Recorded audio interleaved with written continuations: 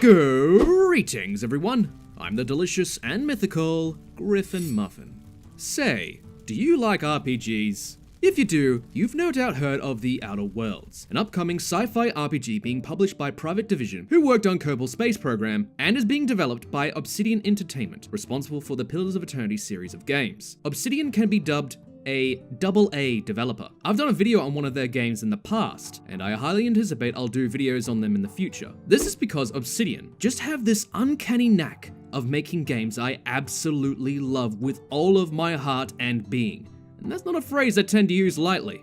So days after the announcement of The Outer Worlds at the Game Awards 2018, Reddit lit up with appropriate memes detailing the dissatisfaction of Fallout fans and RPG fans alike, and how The Outer Worlds was a godsend to some. How this game heralds a heavenly experience, a top-tier RPG we haven't seen in ages.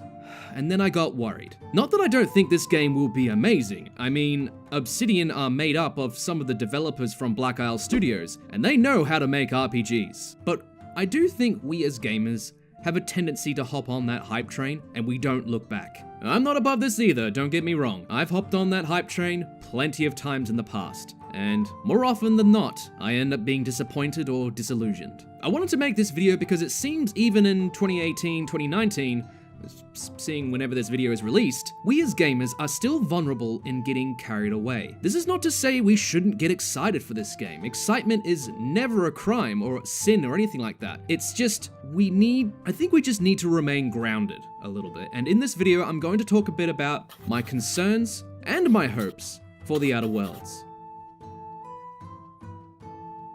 Beware the hype train. As I briefly mentioned, the hype train has led games that we anticipated to be great right into the shitter. We don't have to think too hard to remember the overhyped games like, I don't know, No Man's Sky, Mighty No. 9, and Mass Effect Andromeda. These games are a great pick to talk about because each of these were overhyped in different ways. No Man's Sky was built up by developers to be something more than it actually was. A survival crafting game in space. Mighty No. 9 was built upon the nostalgia of the Mega Man series and fans who felt forgotten as a niche audience. And Mass Effect Andromeda was the result of typical AAA developer nonsense and a hungry fanbase. From these examples, we can categorize key factors that fuel hype trains. A forgotten niche audience receiving attention. Developers being intentionally dishonest or unintentionally misleading. And a hungry fanbase. Like, it feels uneasy because so much of this matches up with The Outer Worlds. Pointing these factors out reveals the bigger picture. The recent Fallout 76 catastrophe is ripe with dissatisfied fans of the old-school Fallout series, who feel forgotten, and hungry fans of polished single-player RPGs like myself. To be honest, we haven't had any indication of being misled regarding this game. In fact, there was an article done by Kotaku where they talked with Obsidian developers talking about how Outer Worlds would not be this massively open world experience like, say, Fallout New Vegas or Witcher 3. And to me, that's perfectly fine. Obsidian have proven in their games that they excel at making refined yet closed off areas rich in content, but they don't span great distances. And I think that's a good thing because you can focus more on each area rather than being worried about filling little gaps across an open world. So don't make this game out to contain more than it might contain content-wise. Don't get on that hype train. Not even a hype go-kart, maybe like a hype house. Maybe just a place to be hyped like, wow, I'm so hyped! At the same time, I'm not saying to not be excited. I'm excited for this game. It's about the heightened expectations of what this game might be. Gamers, including myself, can invest a lot of emotion into a video game because of what it means and what we've been waiting for. I'm just saying we should practice some caution. That's all.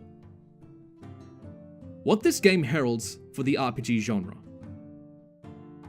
The RPG genre has had a seesaw of quality over the last 2 decades or so, speaking generally. We've had masterpieces like, say, The Witcher 3, which can be a hard act to follow, and with games like Cyberpunk 2077 around the corner, the bar has definitely been set high. I personally think that The Outer Worlds may not be as epic in scale as, say, Witcher 3, as I mentioned, but if it's anything like Obsidian's previous RPGs, my guess is it will have a good degree of immersion and a strong player-driven narrative. With Obsidian being recently acquisitioned by Microsoft, we can expect a fair amount of money to be put into The Outer Worlds. With more money and more time, Obsidian can have the time to create their style of RPG without nearly going bankrupt. If this game is successful, it can make a massive mark in the RPG, in the video game industry in general. A game that says, RPGs like this make money. This game can be a trendsetter. Other developers can get behind it or, straddle onto that craze and success. We might see more RPGs that focus on player-driven narratives that seem to have been left behind in gaming history. We could see more RPGs focus on player-driven narratives in modern times and adding immersion rather than RPGs that are, hey, look at this massive world which you can take days to explore. Not that there's anything wrong with those games in essence. I mean, I've played those games like Skyrim and everything like that. It's just, those games can be expensive and an arduous task. I don't mean to speculate heavily, and please understand me. I'm not trying to say this game will be successful no matter what. I don't claim to know the degree of success it will have. Moments ago, I stated to not get on the hype train, and I'm not. I'm just trying to point out the possible aftermath if it is successful and what that means for the single-player RPG. I can confidently say, though, I anticipate this game to be a warm welcome for old-school RPG fans like myself, and that's as much as I feel comfortable predicting. I really can't comment on if this game will be successful to a general audience though, but I really hope it is. I think a more poignant point to make here is that this game has potential to change the RPG genre for the better. I can see how it might do that, but as always, we'll just have to wait and see how that plays out. Obsidian's responsibility to the consumers. From my observations, it seems that one of the main things to oppose the hype train is the developers themselves being on the front line to inform us. To speak generically, the AAA industry are doing this less and less as years go by. There are rare cases of AAA developers quelling hype. The most immediate example I can think is the blog post that the Diablo team put out about simmering down expectations of Diablo 4 at BlizzCon 2018. I've seen a few instances of Obsidian taking the time to directly answer questions about the game via Twitter, and this is a good thing to see, and we need more of it, and I don't think it's a tall order to ask for. There's a tweet by Obsidian detailing how there will be no microtransactions and it is single player only. Again, we need this level of transparency from developers. It's why more and more people are becoming jaded by developers like Activision, Blizzard, and EA. It's been pointed out by a few channels on this platform that as game developers get larger and larger, more corporate even, a certain pattern emerges. That pattern being they become closed off, out of touch, and cannot take anecdote as evidence. With the recent Microsoft acquisition, Obsidian actually made a video to detail how things would change at the company. This actually comforted me. It wasn't just the reassuring things people like Fergus Orchard or Josh Sawyer said, it was the thought of, we need to let our customers know what this means for them. And that made me feel like I mattered to them, and that feeling ensures trust in Obsidian for me and the people behind the Outer Worlds. Why I trust the people behind the Outer Worlds.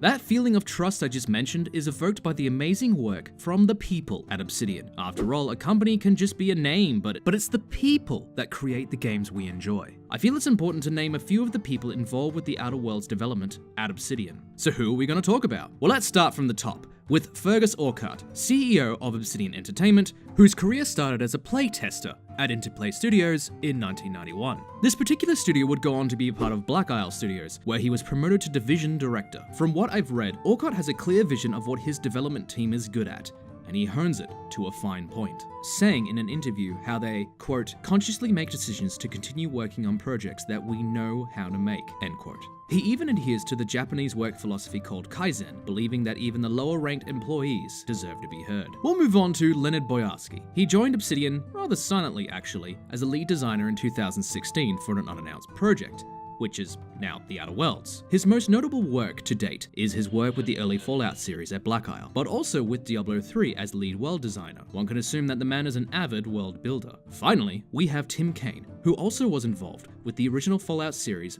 as well at Black Isle Studios. Along with Boyarsky and Jason Anderson, they formed Troika Games to make the cult classic RPGs Arcanum, Vampire the Masquerade, Bloodlines, and the Temple of Elemental Evil. Tim Cain was also involved with Pillars of Eternity 1 as a senior programmer in 2011. Tim Cain was asked to lead development on a new IP by Obsidian in 2016 and invited his old friend, Boyarsky, who stating in an article in PCGamer, quote, Tom reached out to me because we complement each other really well in terms of what we're good at and what we're not good at. End quote. In that PCGamer article I just mentioned, the two notable RPG developers discuss the development of the Outer Worlds in more detail. It's an interesting read and really makes me understand how these guys are veteran developers of the RPG genre and how they complement Obsidian's work pipeline like lock and key. So let's wrap this up. I'm excited for the Outer Worlds, and if you're an RPG fan, you should be too. Look, we're allowed to be hyped for games. However, our expectations can't be unrealistically high. Remember, hype house, not hype train. It won't be Fallout 5 or Borderlands 3. It'll just be its own thing. And with my recent time in Pillars of Eternity 2, I honestly think Obsidian has what it takes to make a great RPG. Well, another great RPG. An RPG that will make waves in the industry, I hope. With the Kotaku and the PCGamer articles I mentioned, it communicates to me that I think Obsidian and the Outer Worlds creative team, they know what they're doing. And because of that, I trust Obsidian. And that trust, it can go a long way. Like, comment, subscribe, click the bell. Do all that lovely stuff down below. A massive thank you to all the new subscribers that have come in lately. It's really great to see people interested and they want to see more of my videos. I'd like to hear your thoughts on the upcoming Outer Worlds game, and even about other Obsidian games you've enjoyed personally. Hell, even throw in your favorite Black Owl game if you have one. Feel free to comment below. In this video I mentioned Troika Games, and I really wished I had more time to talk about them more. They made some very interesting games, and the history involved with that company is worthy of a documentary series. Luckily, I know a guy who's done a 3-part series on them. You may have heard of him. His name is Indigo Gaming. I'll link the first episode to that series in the end card and down below. Seeing as we're talking about Obsidian so much today, if you're currently looking for a decent RPG to play, I suggest Pillars of Eternity 2. I'll be doing a video on it once I complete it. Check out a review, and if it seems like your cup of tea, I'd love to know what you think of it in the future. Before we go today, I linked the 2 articles I mentioned in the video in the description below. Take some time to read them. They'll tell you a lot about the creative leads on the Outer Worlds. And from there, you can become more informed about this upcoming title. Anyway, that's all from me. Be sure to share this video with your mates, and I'll catch you later.